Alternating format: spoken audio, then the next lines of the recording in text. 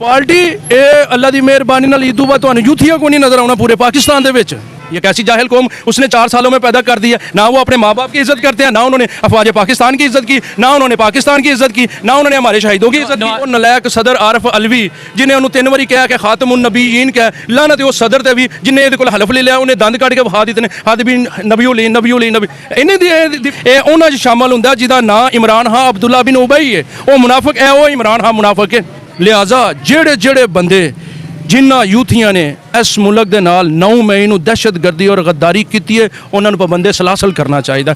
जरा भी रियायत नहीं करनी चाहिए। अगर इन्हों छड्डिया तो कल नूं कोई और शरपसंद जत्था आके साडी अफवाज पाकिस्तान के खिलाफ कुत्तियां आर भौंकेगा।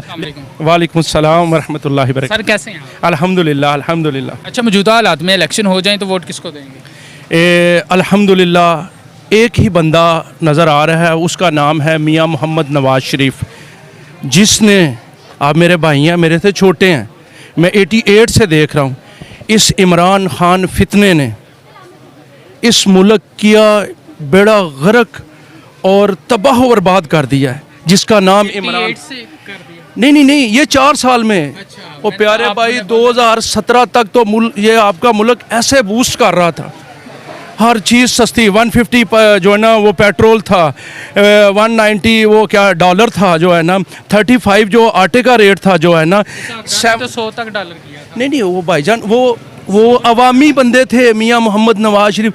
इस इमरान खान ने नहीं वो गया था भाईजान। ये इस बंदे ने रियासत मदीना के झूठे दावेदार इमरान खान ने इस मुल्क की ईंट से ईंच बढ़ा दी। और दूसरे नंबर दे ਜਿਹੜਾ ਇਹਨੇ 9 ਮਈ ਦਾ ਵਾਕਿਆ ਕੀਤਾ ਨਾ, ਇਸ ਬੰਦੇ ਨੇ ਇਸ ਮੁਲਕ ਦੇ ਨਾਲ ਗੱਦਾਰੀ ਦਾ ਸਬੂਤ ਇਸ ਤੋਂ ਅੱਗੇ ਹੋਰ ਕੋਈ ਵੀ ਨਹੀਂ ਹੈ। ਲਿਹਾਜ਼ਾ ਜਿਹੜੇ ਜਿਹੜੇ ਬੰਦੇ ਜਿਨ੍ਹਾਂ ਯੂਥੀਆਂ ਨੇ ਇਸ ਮੁਲਕ ਦੇ ਨਾਲ 9 ਮਈ ਨੂੰ ਦਹਿਸ਼ਤਗਰਦੀ ਔਰ ਗੱਦਾਰੀ ਕੀਤੀ ਹੈ, ਉਹਨਾਂ ਨੂੰ ਪਾਬੰਦੇ ਸਲਾਸਲ ਕਰਨਾ ਚਾਹੀਦਾ। ਜ਼ਰਾ ਵੀ ਰਿਆਇਤ ਨਹੀਂ ਕਰਨੀ ਚਾਹੀਦੀ। ਅਗਰ ਇਹਨਾਂ ਨੂੰ ਛੱਡਿਆ ਤੇ ਕੱਲ ਨੂੰ ਕੋਈ ਹੋਰ ਸ਼ਰਪਸੰਦ ਜੱਥਾ ਆ ਕੇ ਸਾਡੀ ਅਫਵਾਜ ਪਾਕਿस्तान ਦੇ ਖਿਲਾਫ ਕੁੱਤਿਆਂ ਆਰ ਭੌਂਕੇਗਾ। ਲਿਹਾਜ਼ਾ ਸਾਨੂੰ ਇਹ ਗਵਾਰਾ नहीं है। और चाहते हैं आर्मी चीफ अगे रिक्वेस्ट करांगे कि इन्हां बंदियां नूं पाबंदे सलासल किया जाए और जरा भी इन्हां नाल रूह रियात ना बरती जाए। पाकिस्तान अफवाज है वे तो असी मिठी नींद सोने जिन्ना मुल्कां दी फौज नहीं, उन्हां दा हाल वेखो। ईरान, इराक, मिस्र, लिबिया, शाम, उर्दन, उन्हां दा हाल वेखो। वो लोग जिहड़े ना अजीब जिंदगी गुजारते हैं। इन्हां यूथियां ने इस अफवाज पाकिस्तान नाल ज्यादती की है, लिहाजा इन्हां नूं पाबंदे सलासल करना चाहिए। जिस तरह गिरफ्तारियां हुई उस तो बाद प्रैस कॉन्फ्रेंस होंदी है, पार्टियां छोड़ते पे ने, तुसीं समझदे हो अमल ठीक है? भाईजान ये अमल तो नहीं खैर ठीक जड़ा ना है। यह जड़ा काम है कि इन्हों पहले सोचना चाहिए सी। मे भी डर की वजह तो किसी तो करते ने पे पार्टी खत्म हो जाएगी। पार्टी ये अल्लाह की मेहरबानी नाल इदू बाद तुहानू यूथिया को नहीं नजर आना पूरे पाकिस्तान दे विच। फितने इमरान खान ने आप सरकार सल्लम दे रोज़े मुबारक की बेहुरमती करवाई हुई है, तकद्दस पमाल करवाया है। उस दिन का फितना इमरान खान जलील ते रसवा हो रहा है। इंशाअल्लाह ताला इंशाअल्लाह जो इन्होंने कर चढ़िया भाईजान, इन्हों रूह रियात देनी नहीं चाहिए। उस बंदे ने इस मुल्क नाल गद्दारी की है जिसका ना इमरान खान है और यहूदी एजेंट साबित हो गया जड़ा ना। मैं तो कहना जड़ा बाशऊर पीटीआई के लोग यह कहते हैं, यह कह रहे हैं कि भाई इंटरनेशनल लैवल ते मुल्क का दिफा करने वाला इमरान खान है, अकवाम मुतहिदा के अंदर इस्लाम का नाम लैन वाला इमरान खान है। कहते हैं इंटरनेशनल लैवल ते जाए लोग मिलते नहीं, परसनैलिटी है। पीटीआई के लोग इस तरह कह रहे हैं। मेरे प्यारे भाई तुसा सवाल बड़ा अच्छा किया।